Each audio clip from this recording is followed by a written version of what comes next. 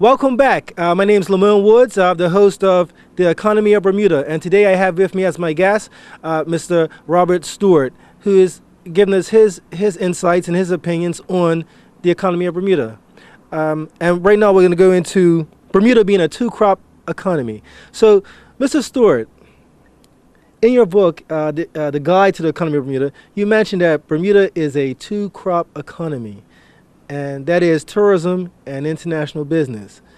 And if, anything drastic were to happen to one of these, or even both of these, Bermuda really would cease to exist. As we know it. As we know it. You want to talk a bit about that? Companies come and go. I mean, there are many companies in the United States and in UK and many other companies throughout the world with big, massive operations. I mean, the one I always use as an example is a company called British Motor Corporation, which used to be British Leyland. They manufactured Austin cars, Morris Minors, and a whole bunch of other vehicles. And it was an immensely successful company. It actually generated jobs by the thousands, hundreds of thousands really, in the British Midlands, in and around the Birmingham area. It doesn't exist anymore. It's gone. Now all these jobs have disappeared. And the reason being was that British Motor Corporation, for one reason or another, failed to produce the cars that the customers wanted. The customers moved to places like Japan and Korea and the United States and buy cars there. I mean, the car I have is manufactured in Japan. I used to own a Morris Minor many years ago when I was a poor teacher, and it was a nice car. But I would never buy a Morris Minor now, and the reason I can't buy it is because it's not made. Nobody wants to buy it. It's gone out of business. Bermuda is in exactly the same position as British Leyland or British Motor Corporation. If it does not produce services that people want to buy, and these are foreigners, it will go out of business. If it goes out of business, I mean, this is Armageddon now. If it goes out of business, we're not going to have US dollars or British pounds or European euros or Japanese yen to buy all the stuff we buy. I wouldn't be able to buy my Japanese car because we don't earn sufficient dollars. I would not be able to buy from one of the grocery stores because the Texas farmer is not going to send his steaks to Bermuda if he doesn't get paid. It ain't going to happen. Electricity will not be supplied because the Venezuelans will not send oil to Bermuda unless they get paid in a currency which they can use. And the currency they can use is not the currency I was speaking about earlier, a picture of a frog on a piece of green paper that we use in Bermuda. They want US dollars, or they want sterling, or they want euros, or they want yen, currencies that they can use to buy the goods and services they want to buy from abroad. Nobody will look after Bermuda except Bermudians. There isn't a God somewhere who's saying, hey, all you guys who live in Bermuda are wonderful people. Do not worry, we will look after you. The British government's not going to do it. The American government's not going to do it. Nobody is going to do it unless we do it ourselves. And that brings me to one point that you made in the book as well, in terms of good intentions. Good intentions don't always pan out to be good for well, it's actually worse than that. I think it was Charles Dickens who wrote, "The road to hell is paved with good intentions."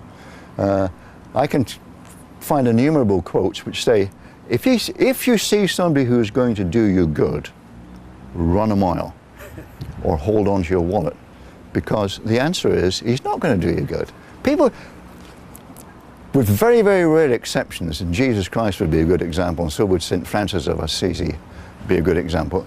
Lots of people come and do good, but most people don't. You're not coming here to interview me because you think, oh, this guy Bob Stewart's a nice guy. He should be on television, and people shouldn't. You're doing it because you want to get viewers to look at your television set. And you're not doing it because you like me. You might even hate me for all I know. But you're not doing it because you like me. You're doing it because it's to your advantage. Foreigners will not look after Bermuda because why should they? They've got enough problems of their own. You go to London, you go to Paris, you go to New York, hey, you see a lot of poor people around there. So why should Americans, help poor people in Bermuda when you've got poor Americans, panhandling in New York? Ain't gonna happen. Not unless human nature changes. But I've been around long enough to know that human nature does not change. And I think, yeah, you're right. You have a point. So getting back to your original point, why do good intentions not work? Because nobody works on good intentions. You know, the Texas farmer doesn't send his steaks to Bermuda because he thinks Bermuda are wonderful people, and my intentions are good. I will do it to, you know, give them free steak. He doesn't do it. He does it for dollars. If somebody comes around to help me, the odds are they're doing it for reasons best known to themselves, unless, as I say, you're Jesus Christ or St. Francis of Assisi. And I've been around a long time. I haven't met too many of those. All I meet is selfish people, nice people but selfish, who do things, but they do it for their own good. But, as I said right at the beginning, somebody who's working on his own behalf is going to do you a lot more good than somebody who pretends to help you for no reason whatsoever. And just off of that point, you mentioned in the book about civil servants, and that being, I don't know if you mentioned as a fallacy, but they're thought of in one sense to be these people who are, you know, loyal to the Selfish, ministry. devoted, wonderful people, yeah. And some of them are, there's no two ways about it. But most of them are not. I mean, people become civil servants pretty much as I became a policeman or a teacher. Not because I had a passionate desire to wipe out crime, not because I had a passionate desire to make people literate and numerate. I did it because I got paid. I didn't go out at 3 a.m. in the morning to make sure that drunks weren't, you know, assaulting women or something. I did it because I got paid. I didn't do it because I wanted to protect people. I did it because I got paid. I taught economics not because I really wanted to enlighten the world population, although to a certain extent I did. I did it because I got paid. And I left teaching because I didn't get paid enough. I went to work for Shaw because I got paid a lot more, and I got a lot more respect. I didn't do it for nothing. Now, good intentions are expressed to justify what people are doing. And often the justification is completely the opposite of what happens. Let me give you a very good example. We have rent control in Bermuda, and we've had rent control in Bermuda for at least 40 years. Rent control has never controlled rents. It has never done anything remotely to do with rent. What it has done is actually reduce the number of properties which were needed in days gone by when we had lots of, you know, people working here. It reduced the number of accommodations available for rent, which actually put rents up. Best example I can think of, I owned a house, I still own a house, and I had in it an apartment which I used basically for when my mother-in-law came to visit Bermuda. And, you know, being the greedy, grasping, horrible capitalist I am, I said to my wife, hey, this is stupid. We have this apartment which we could rent out for probably, you know, $1,500 a month. Why don't we rent it out? Oh, what about my mother when she comes? I said, well, mother comes only 2 or 3 weeks a year, you know. We could put up the Princess Hotel in the suite, you know, for what we're giving up. I think we should rent it. Anyway, I won the argument. I went down and I put an ad in the paper, oddly enough, and then I was told I have to go to the Rent Control Commission to get permission to rent my apartment. Somebody in government's got to tell me what I can do with my own property. So I go down, and the guy was very helpful, very nice, and he said, we need, you know, something like 15 copies of the architect's plans. And I said, but I don't have 15 copies.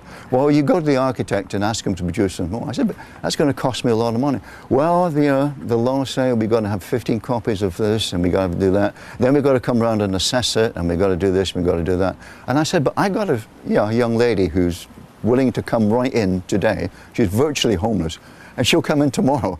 He said, well, that doesn't really count. You have to wait. So I went back, and my wife and I agreed, this is a waste of time. We're not going to rent it. I can't be bothered. So somebody basically went without adequate accommodation because of a stupid rule. The good intention was, hey, let's get rents down. The bad result was that people had fewer bits of accommodation to buy or rent. All right.